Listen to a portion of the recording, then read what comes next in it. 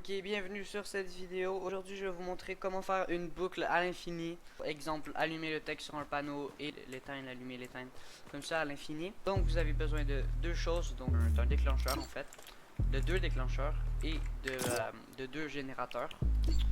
Donc, premièrement, on va mettre les plaques. Je vais vous montrer toutes les étapes. Donc il en faut deux, je vais les mettre comme ça.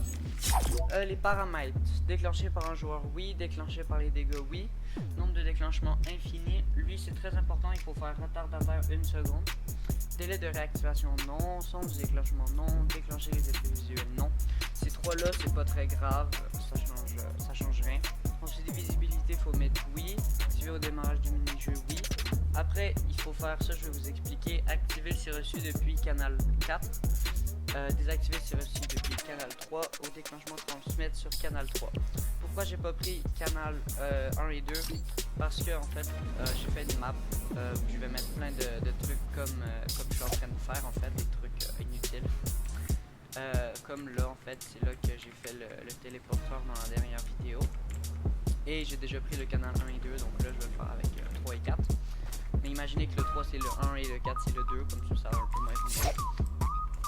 Donc ici tout simplement ce que ça va faire, ici c'est le 3 et ici c'est le 4. Donc ce que ça va faire c'est qu'ici c'est le 3, donc quand il va se faire déclencher, il va s'éteindre et il va activer le 4. Lui qu'est-ce qu'il va faire? Il y a les mêmes paramètres sauf ici qu'il faut changer, il faut mettre comme ça.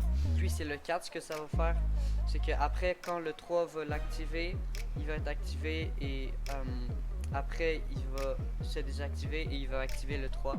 Après le 3 il va s'activer et ainsi de suite comme ça.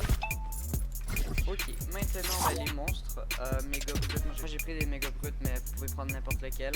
Ensuite nombre de créatures 1, il faut mettre infini. Durée entre les vagues 1 seconde, 15-20. Distance avec le générateur, générateur invincible oui. Il faut le mettre en invisible. Il faut qu'il soit invincible et la distance max d'apparition c'est 1/2, donc ça ceux qui connaissent pas trop les générateurs, si exemple je mets 1 ils peuvent apparaître dans tout le rond blanc, si je mets 2 ils peuvent apparaître dans tout le rond etc. Donc là il faut mettre le plus petit c'est 1/2. Apparition non. Tout ça, après ici c'est pas grave, ça dérange pas. Là en fait ça qu'est-ce qu'on va faire, il faut aller le mettre sur les plaques. Donc une là et une par dessus ici. Là je sais pas si je les ai bien allumés, je vais voir. Donc là on se souvient canal 3, canal 4, les deux plaques.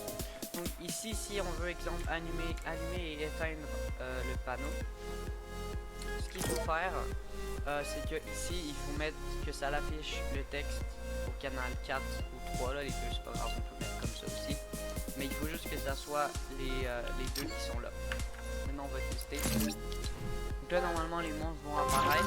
Ils vont être merde. J'ai pas bien placé, là j'ai pas bien placé les générateurs. Il fallait vraiment les mettre par dessus.